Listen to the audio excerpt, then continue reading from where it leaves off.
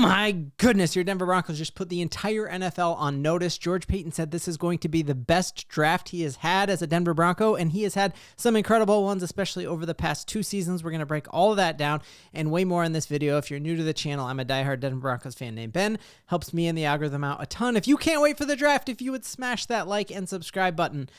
Diving in right off the bat here, we cannot understate how important this relationship is here with our head coach and our GM. We just saw it with the Denver Nuggets, what happens when there is animosity between those two people and it tanks your season. And these guys could not be more equally yoked and like best buddies. They are Batman and Robin. They made jokes about how they sat so close watching film together that Sean Payton actually drank out of George Payton's water bottle. We don't even know whose water that is, but Sean Payton's just chugging it and he's pumped. He was talking about how much he loves this process of preparing for it and that he wished there were more hours in the day. And you could truly see the joy he has as he is preparing for this year's draft, thinking about what was your favorite birthday party when you were a 12-year-old where you got to do your first sleepover and just drink Mountain Dew and play Halo all night. For Sean Payton, that is preparing for the NFL draft, and that just popped off of the screen. Even on a boring Zoom meeting, you could see how much excitement there was here.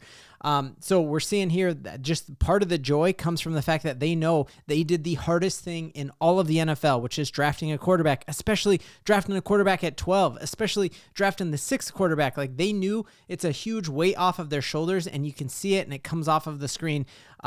Just here and now, this is where you're seeing George Paton calling out his shot, calling his shot immediately. They talked about, we are not at all trying to hide what our expectations are for this team. We know they're incredibly high. And he said, this is my 3rd time doing this whole process with Sean together, and I have never been on the same page like this. And he said, I've actually never been more prepared for a draft than this one. So if that is even remotely true, you guys, we had 5 rookies playing in a playoff game last year. If that's even remotely true, if we get 3 rookies who play on a playoff team out of this draft, it's a win. To get 5 last year, and George Payton's telling you this is actually better than I've ever felt going into this process, that's incredible. And why say that if that's not true, right? He's setting our expectations high. That was one of my arguments last year when I said smash that over button, because Sean Payton told us he was going to win more, and if he thought he wasn't, he has every reason to get our expectations low. And so you're seeing our expectations being high because George Payton said, I'm feeling better about this than I ever have at this point. Just hearing what the dynamics of that room is like. Basically, he had said that 90% of the players that they are drafting and are on their draft board, they have some sort of connection to. And so they'll say, oh, we're looking at this interior defensive lineman from Oregon. Let's give Bo Nix a call. So just imagining this environment, Sean Payton's chugging other people's water bottles. Oh, let's give Bo a call. Oh, let's give Bo Landry a call because he worked with this person at LSU. You just see Sean Payton is in his element, and watch out NFL, because we are going to crush this draft. So now is the point of this, where we are going to have to take each statement that was made and look at it on face value. And then what we know about Sean Payton is he is the master of playing checkers while everyone else is playing a different game. I always mess up that phrase.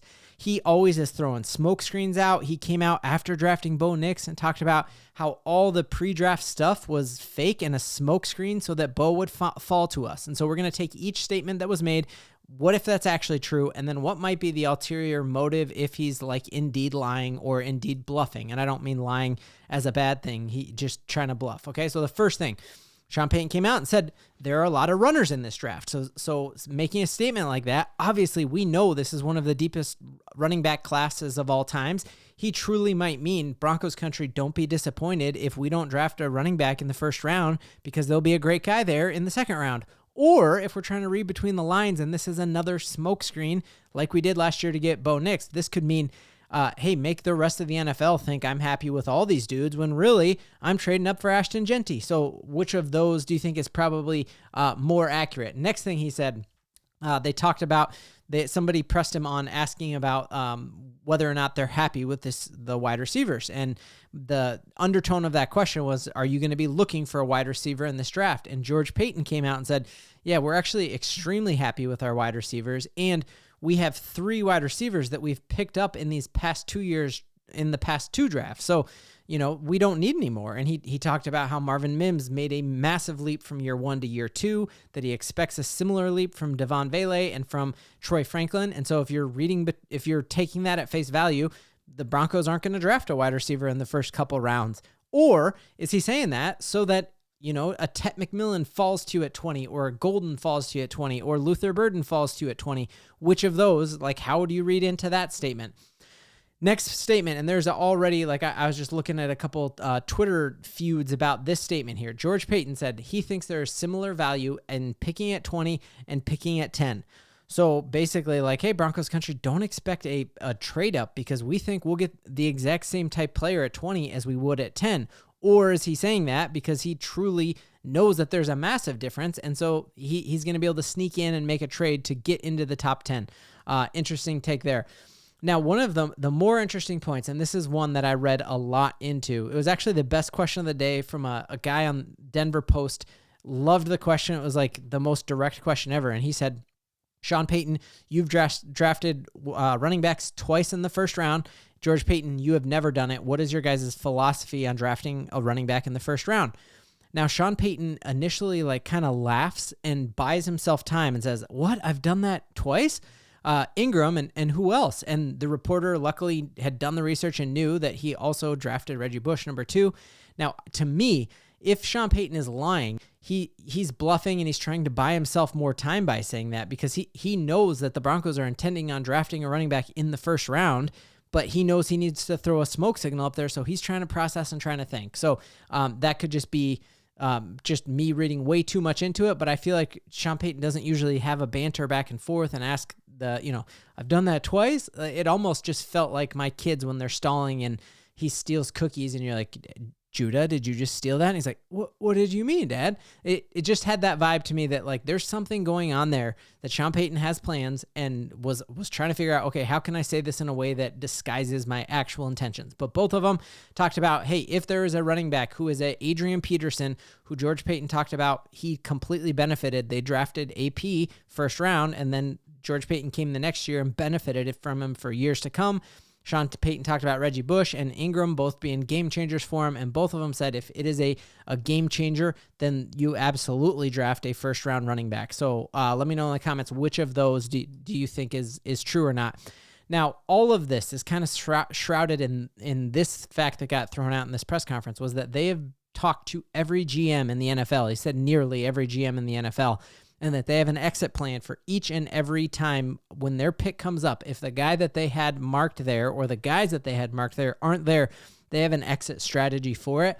And I just would be hard-pressed. I've been on Twitter. I've watched a couple other GMs. I don't think anyone else preps for the draft at this level where you got coach and GM on the exact same page, and a GM who has shown his ability to find diamonds in the rough, to find a Quinn Miners late, to find a Jonathan Cooper, to steal a Nick Bonito, to get your franchise quarterback at number 12. We have got to be insanely hyped about all of this, and knowing that they have these relationships with GMs and that they will not overdraft a player. That is a money-back guarantee for these Denver Broncos. Sean Payton will not reach. He will have an exit plan.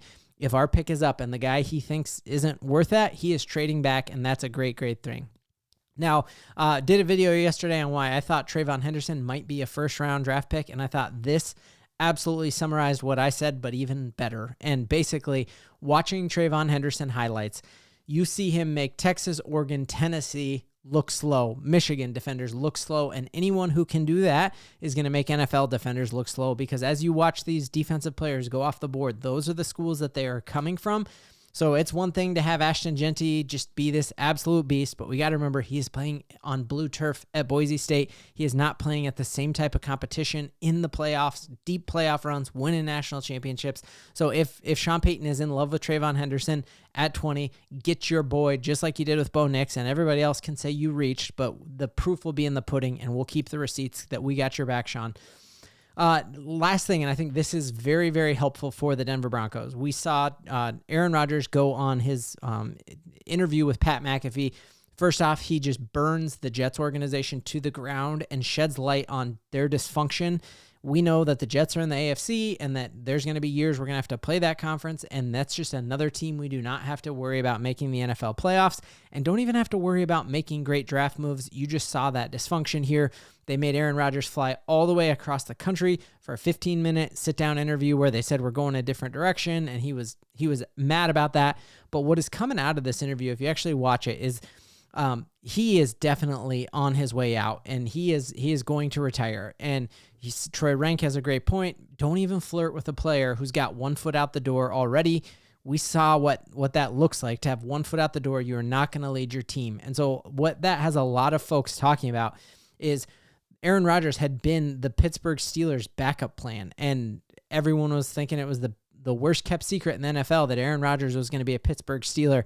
Well, now it seems like that is off of the table, because I don't think they will even mess with that after watching that interview and just seeing him say, like, I'm open to everything and attached to nothing, which is the most like bouldery sounding thing I've ever heard. Like, he's definitely on essential oils and ayahuasca together, right? But so if that's the case, you could see a world here where the Pittsburgh Steelers need a quarterback and the Saints need a quarterback. And so you could see people starting to trade up and trying to jump in front of us and jump in front of the Saints to get a quarterback, which means you could trade back and still get your first round target and collect a bunch of picks that we know George Payton is absolutely going to cash in on. So overall, I literally am counting down the seconds to the NFL draft. I can't wait. Find something you love in life as much as Sean Payton loves preparing for the draft, and we call their shot Broncos country. It's going to be our best draft ever, and that's something we can all believe in.